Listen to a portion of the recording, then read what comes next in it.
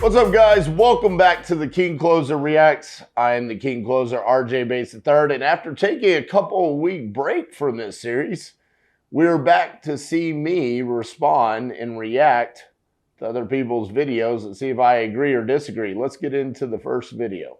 You don't get paid by locking up a deal. Like, I hate to break it to you guys. Don't celebrate that as a win. If you walk away from the closing table with the seller and you got a contract, guys, that is just the beginning of it.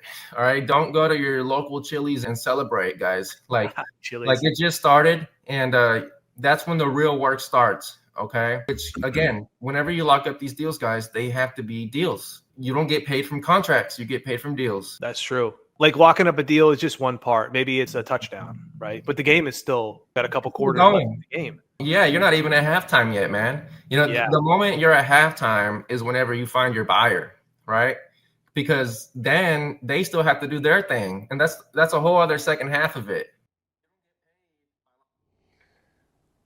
All right, I mean, I kind of understand what they're saying, but to a certain degree, I mean, we do need to celebrate the victories along the way.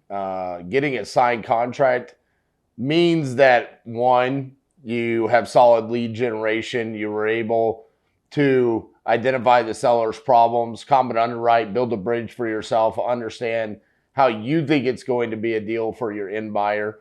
Finding an end buyer, it's kind of weird. Sometimes we use that language, but that's a lot easier nowadays than it's been in the past. I don't necessarily agree with the football analogy that once you've found your end buyer that you're at halftime. You're kind of at like the 2-minute warning of the fourth quarter, okay? I mean, at that point, you're basically there. He's talking about, well, the end buyer still now has to do all of their things. That's up to you to vet out that your end buyer is prepared to close, right? He's probably referring to an end buyer that has to use a hard money loan, maybe even has to have an after repair value appraisal.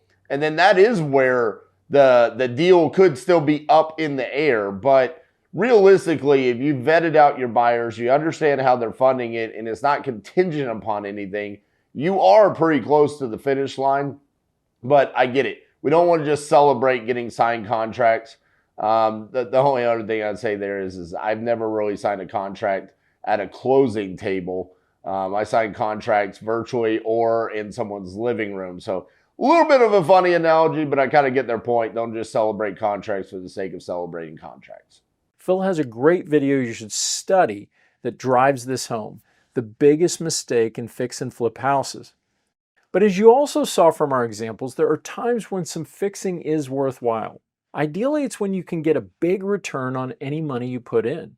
And finding that sweet spot can be tricky. We've spent decades mastering that, and it allows our apprentices to maximize their profits as efficiently as possible. So let's be clear, flipping properties is not one size fits all. This business may be simple, but it isn't easy. You can waste a lot of time, lose money, or even end up in a legal mess if you don't know what you're doing. If you're early on in this business, make sure you master finding good deals, doing the right diligence to be clear on the optimal exit strategy, and learning how to flip fast with the right strategies and methods that are in compliance with your state and local laws and MLS requirements. Let someone else take on the rehab headaches because they all think they can get it fixed easy, but they can't.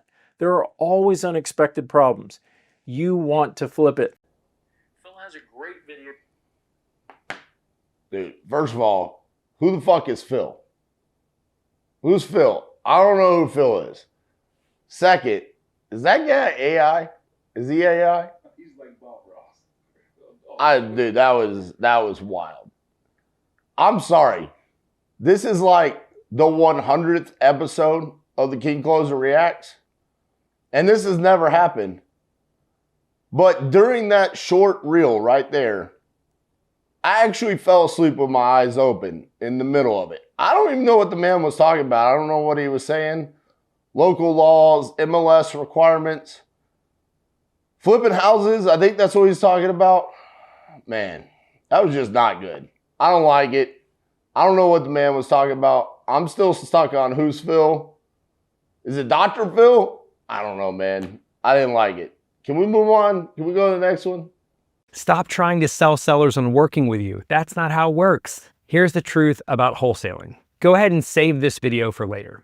We're not in the business of selling. We're in the business of solving problems. Even if you could convince someone to sell their property, it would never be the deal that you'd want. Sales isn't about forcing anyone into anything. It's about showing the seller you care, asking great questions, and presenting solutions that actually work for them. When you talk to a seller, detach 100% from the outcome. Your only job is to ask the right questions, identify their problem, and figure out if you can help. And if they don't want to sell, that's fine. Move on to the next person. Wholesaling isn't about being... All right. So, I always find these types of videos funny when we want to use the language of sales to what we're doing in wholesaling when talking to sellers, but then we're calling them sellers, which means they're the ones selling something. So in reality, we're not doing sales.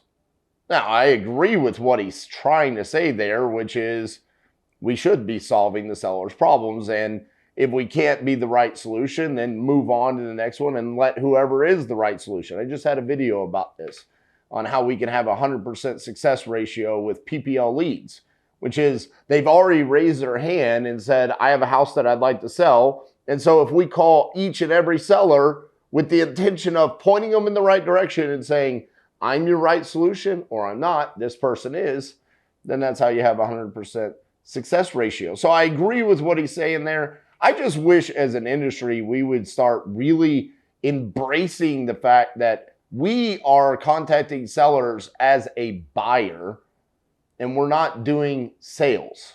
We're not great at sales. We're great at just solving the seller's problems, which I think he was attempting to say, but maybe just change the language a little bit. All right. So this is Tyler Osborne. Tyler Osborne was on the acquisitions panel at Element 22. He's been with Titanium University since the first class. And he sat right next to me on my right side, and then everyone else was to the right of him. And as I would ask questions, I had nothing else to do but to just stare at Tyler's glorious beard. It was on point, I just had to say. And you guys should be following Tyler. He is on this journey right now. I'm gonna listen to what he's got to say. But he is on a journey where he has truly embraced creating your own reality through this business.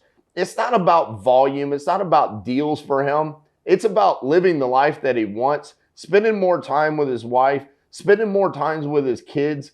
He's coaching his sons' soccer teams, football teams, baseball teams, doing all of the things that he wants to do with his life. And he's facilitating that through wholesaling. So he doesn't care about volume or about the vanity metrics of how much money. He cares about the life that he's living. So let's listen to what he has. It takes a little bit of effort on your end. So the video I just made about the guy with the foreclosure where the sheriff said it's good, it's not even to his desk. Well, I dove deeper. I messaged the bank and they called me back today and they're like, oh, we bought that house last Wednesday. I'm like, what do you mean? Like, the sheriff said it's not even to auction. He hasn't seen it. Likely because it's already been sold. So it's not on his queue right now. So yeah, the bank's like, dude, we own it. He don't own it. So, I figured that out in one day by taking action. So instead of dragging this whole thing out, getting walkthroughs, starting title, which costs money, and just hoping the deal solves itself and being stressed out the whole time, by taking initiative, is a one-day waste. I love this guy. Tyler originally came to me in my DMs back in late 2023, and he knew nothing about this industry. Absolutely nothing. I mean, it was like, should I be pulling lists? Should I be cold calling? Should I be doing direct mail? Does PPL actually work? And this is before Titanium University. And so I was somewhat late at night when I'd be sitting on the couch watching a TV show, like responding to him. And I'm like, man, I don't really want to be like coaching someone through Facebook DMs, but I could just see the energy that he had. And then he immediately joined Titanium University when we opened up our first class. And to see him now at the point where he's at, like he's talking about there, this is a deal that he got under contract. And then after one day, he realized that the seller couldn't even sell the house because he didn't own it. He lost it to foreclosure. But Tyler has now, like he's talking about, because of the action that he takes, learned how to do so many things in this business that some people still are kind of lost and they don't know how to handle certain situations. I recommend for anyone out there, if you're wanting to move away from the whole guru world on Instagram and YouTube, and you just want to see someone that's a straight shooter, honest about what they're doing in this business, go follow Tyler Osborne. He puts out great content about just what he's doing inside of his business. Now, the question is, where do I make money from this? Because all I have is contract signed at this point. I'll give you the answer. Where you make money, let's just throw out quick numbers, right? Let's say you are under contract with a home seller for $100,000 and you know the cash buying investor is buying this exact property. He will purchase this property for $200,000. What you'll do is, because you have it signed for $100,000 and the investor wants $200,000, you'll meet, right? You'll tell them, hey, I have a property for sale for $200,000, because you already know the investor wants to pay $200,000. Where you make money in assignment is you make money in the difference. So the bigger difference you have with your first contract and the second contract will be the more money that you make.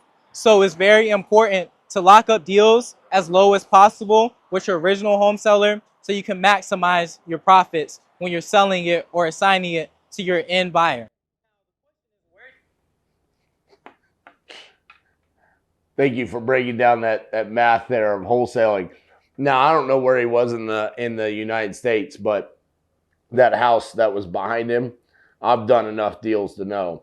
One, he doesn't have that property under contract for $100,000. Two, he ain't assigning it for $200,000.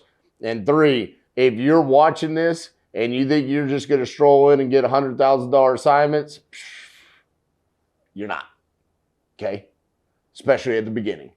Just go ahead and buckle up in the reality. The nationwide national average assignment fee is somewhere in the range of $15,000, $16,000. And that's boosted by quite a few markets in the United States. Some places where that property looked like it probably was. That felt like in Ohio, Michigan, maybe Alabama type house. Maybe Kansas. I don't know. Just kind of my vibe that I was feeling on it.